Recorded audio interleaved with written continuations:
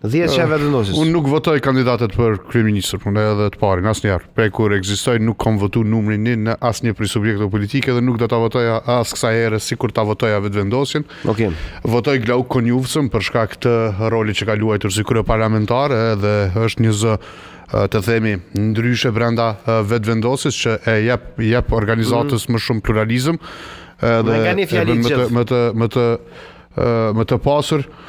Albulena Agjiu për shkak se është definitivisht shembulli i gruas që nuk dorëzohet dhe vazhdon të luftoj për bindjet e veta. Xhelalin e kam futur kësaj here për shkak se mendoj që është definitivisht një prej ministrave më meritor për nëse ka me diçka që mund të krenohet qeveria Kurti është pikërisht puna e Xhelal Sfeshlës.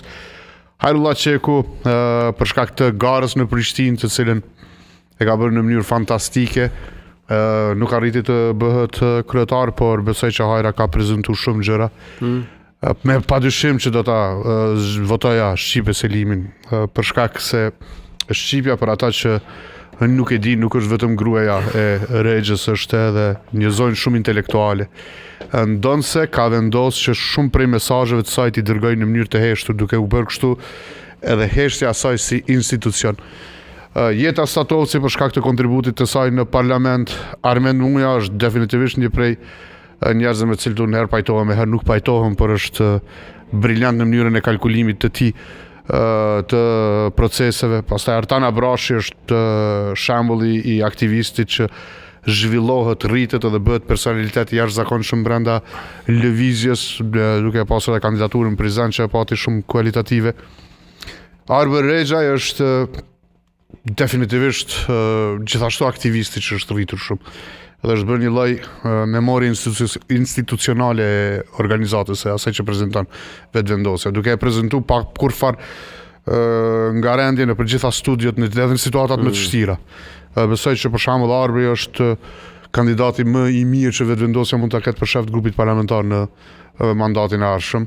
Dhe padyshim dashuria jon dhe urrejtja jon e të gjithëve neve këtu e përbashkët kemi dhe dashuri dhe urrejtje për të Blerim Gashi është urrejtje jo, vetëm dashni. Pa them me ironi. Blerimi është sonë një pak më gjatë, një në rrethana të ndryshme. Nëse ndalesh me e pa, qëndrimet e tij janë shumë vokabulare, shumë të zëshme. Por ka një lloj konsistence të çuditshme në ekzistimin e tij prej moshës 16 vjeçare. Po.